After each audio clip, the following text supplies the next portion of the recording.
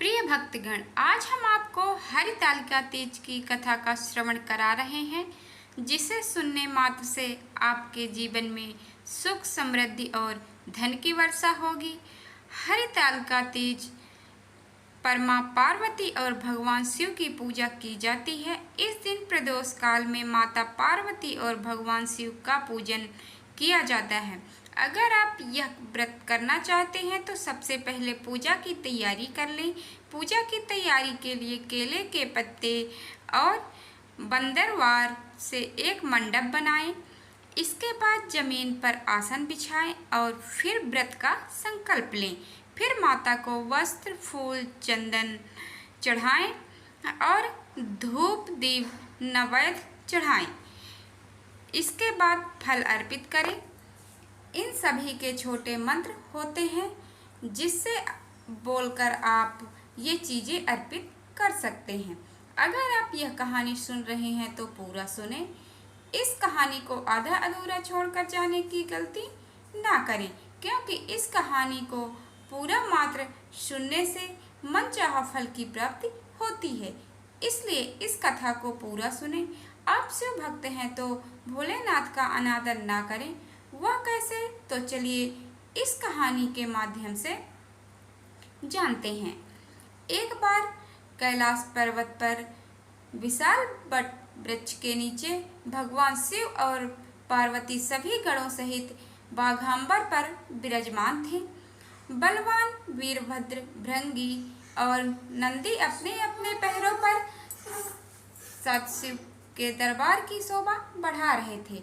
इस अवसर पर महारानी पार्वती ने भगवान शिव से दोनों हाथ जोड़कर प्रश्न किया, हे महेश्वर, मेरे बड़े सौभाग्य है जो मैंने आपको अपने पति के रूप में पाया है। क्या मैं जान सकती हूँ कि मैंने वह कौन सा पुण्य किया है? आप अंतर्यामी हैं, मुझ दासी पर वर्णन करने की कृपा करें। महारानी पार्वती की ऐसी प्रार्थना सुनने पर शंकर जी बोले, तुमने अति उत्तम पुण्य का संग्रह किया था जिससे मुझे प्राप्त किया है। वह अति गुप्त व्रत है, लेकिन मैं तुम्हें बताता हूँ। वह व्रत भादव मास के शुक्ल पक्ष की तीज के नाम से प्रसिद्ध है। यह व्रत ऐसा है, तारों में चंद्रमा, नवग्रहों में सूर्य, वर्णों में ब्राह्मण, देवताओं में गंगा और पुराणों में महाभारत, वेदों में साम, इंद्रियों में मन होता है, इतना श्रेष्ठ है। उन्होंने बताया कि जो तीज हस्त नक्षत्र के दिन पड़े तो वह बहुत पुण्यदायक मानी जाती है। ऐसा सुनकर पार्वती जी ने कहा, मैंने कब और कैसे तीज व्रत किया, विस्तार से सुनने की इच्छा है। कृपा करके आप इसे विस्तार से समझाने का कष्ट करें प्रभु। इतना सुनते ही शंकर जी बोले, भाग्यवान उमा, भारतवर्ष के उत्तर में हिमाचल श्रेष्ठ पर्वत है, उसके राजा हिमाचल हैं। वहीं तुम भाग्यवती रानी मैना से पैदा हुई थी।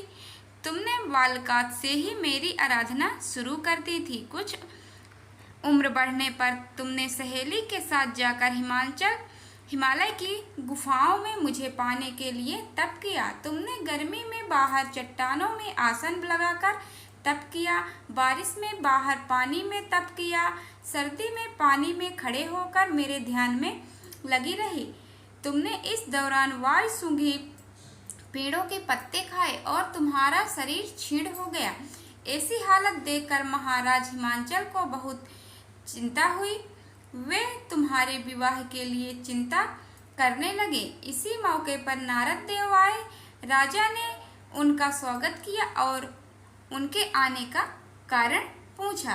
तब नारद जी ने कहा, राजन, मैं भगवान विष्णु की तरफ से आया हूँ। मैं चाहता हूँ कि आपकी सुंदर कन्या का योग वर प्राप्त हो।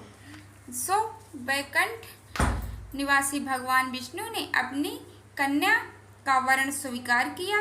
क्या आपको स्वीकार है? राजा हिमाचल ने कहा, महाराज, मेरा सौभाग्य है जो कि मेरी कन्या को विष्णु जी ने स्वीकार किया।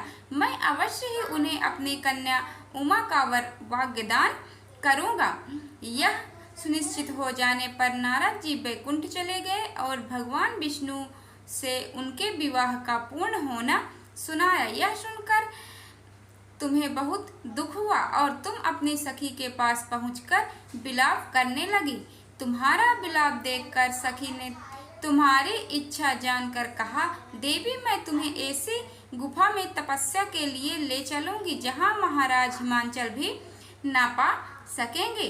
ऐसा कह उमा सहेली सहित हिमांचल की गहन गुफाओं में विलीन हो गई। तब महाराज हिमांचल घबरा गए और पार्वती को ढूंढते हुए विलाप करने लगे कि मैंने विष्णु जी को जो वचन दिया हूँ वो कैसे पूरा हो सकेगा। ऐसा कहकर राजा बेहोश हो गए। उस समय तुम अपनी सहेली के साथ ही गहन गुफाओं में पहुंचकर बिना अन्न और जल के मेरा व्रत को प्रारंभ कर दी। नदी की बालू का लिंग लाकर विभिन्न फूलों से पूजन करने लगी। उस दिन भाद्र मास की तृतीया शुक्ल पक्ष हस्त नक्षत्र था। तुम्हारी पूजा के कारण मेरा सिंहासन हिल उठा और मैंने जाकर तुम्हें दर्शन दिए। वहां जाकर मैंने तुमसे कहा, हे देवी मैं तुम्हारे व्रत और पूजन से अति प्रसन्न हूँ। तुम मुझे अपनी इच्छा बताओ, मेरी अपनी इच्छा मांग सकती हो मेरे से। इतना सुन तुमने लज्जित भाव से प्रार्थना की, आप अंतर्यामी हैं, मेरे मन के भाव आपसे छिपे नहीं हैं।